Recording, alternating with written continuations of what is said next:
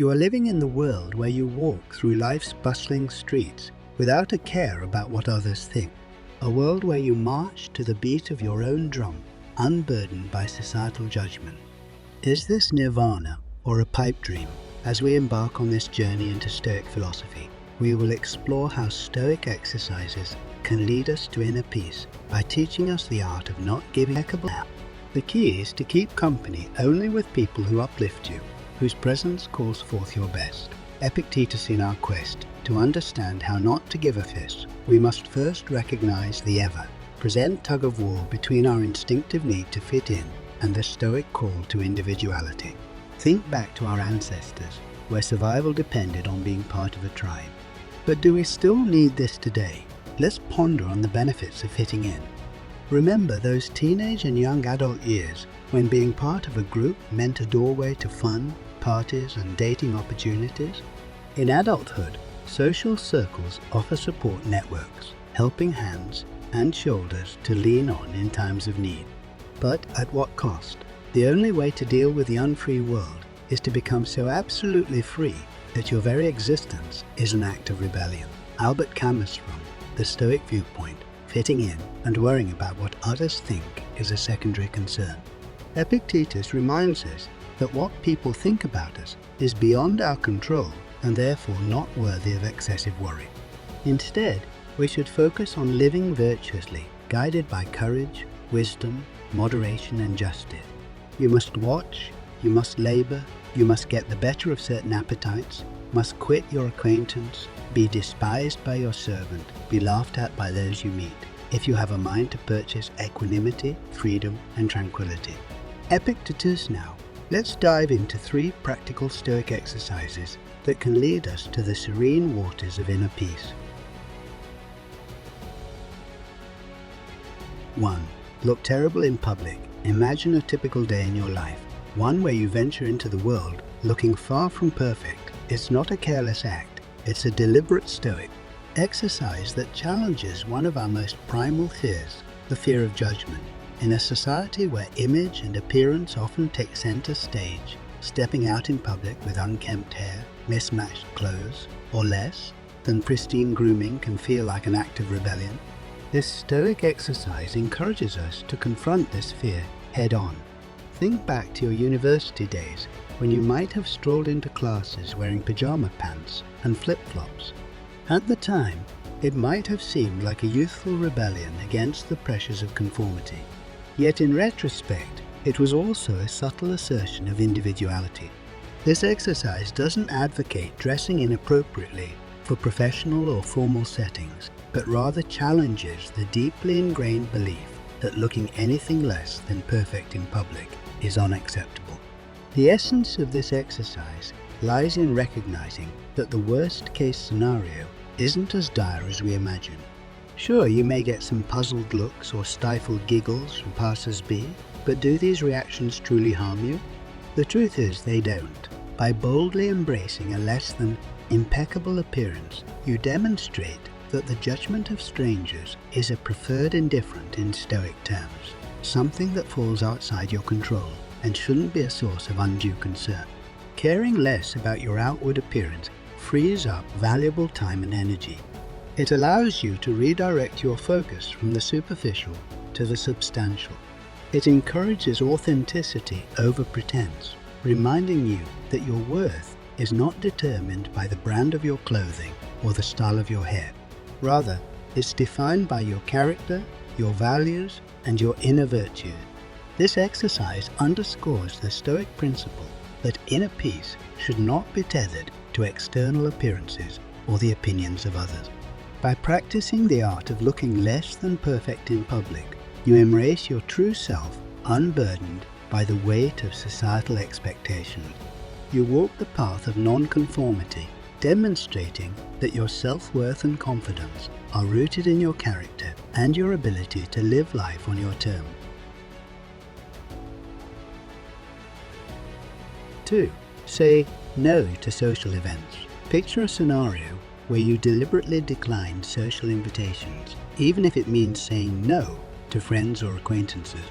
This Stoic exercise challenges a fundamental human fear, the fear of rejection, abandonment, or the judgment of others. It asks us to examine the role that social events play in our lives and to assert our independence when necessary. Have you ever felt the pressure to attend gatherings, parties, or events out of fear that saying no might lead to people leaving your life? This fear, deeply rooted in our need for connection and acceptance, often drives us to overcommit and prioritize others' desires over our own well-being. The Stoic perspective urges us to redefine the importance of social events and to evaluate whether they align with our true values and priorities. Saying no to social events is not about becoming a recluse or dismissing the value of human connection. Instead, it's a practice of setting boundaries and learning to prioritize our needs and aspirations. It invites us to consider whether attending an event truly serves our best interests or whether it's driven by external pressure. The most important kind of freedom is to be what you really are. You trade in your reality for a role. You give up your ability to feel and in exchange put on a mask. Jim Morrison's Stoicism teaches us that our inner peace should not be contingent on the approval or presence of others. By occasionally saying no to social invitations, we assert our independence and establish the belief that our happiness and well-being are not at the mercy of external circumstances. We shift our focus from seeking validation through social events to seeking authenticity within ourselves. This exercise encourages us to question why we sometimes allow the fear of abandonment or rejection to dictate our choices. It empowers us to say no without guilt or anxiety when we recognize that a particular event or commitment doesn't align with our values or personal growth. In doing so, we grow more self-reliant, learn to respect our own needs, and understand that it's not our responsibility to constantly meet the expectations of others. By practicing the art of saying no to social events when necessary, we create space for personal reflection, self-care, and the pursuit of our genuine aspiration.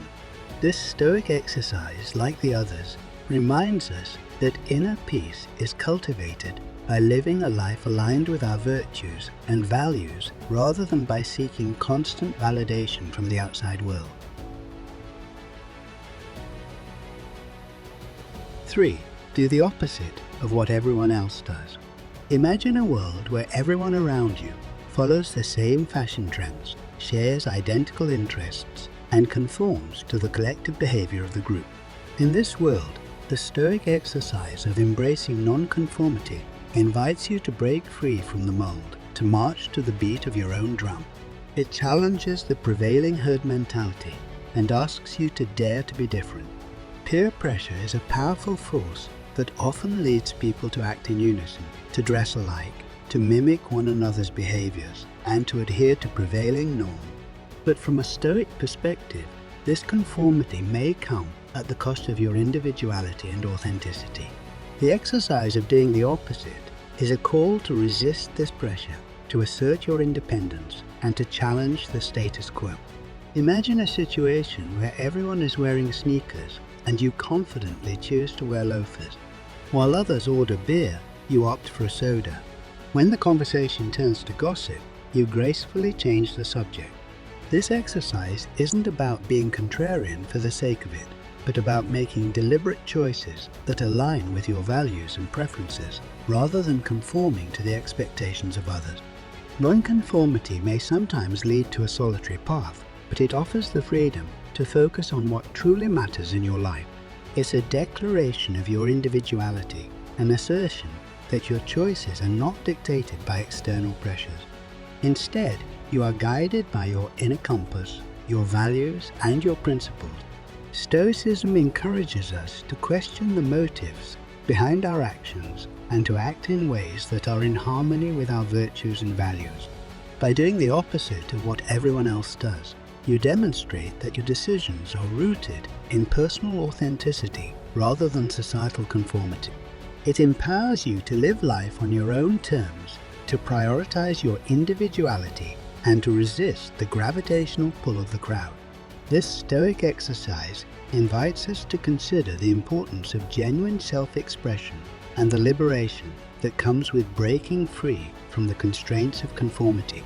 It reminds us that our inner peace is cultivated when we align our actions with our virtues and values rather than succumbing to external pressure. In the grand tapestry of life, the Stoic philosophy reminds us that the threads of others' opinions are but a small part of the whole. It encourages us to treasure the threads of virtue, courage, wisdom, moderation, and justice as they weave the fabric of our inner peace.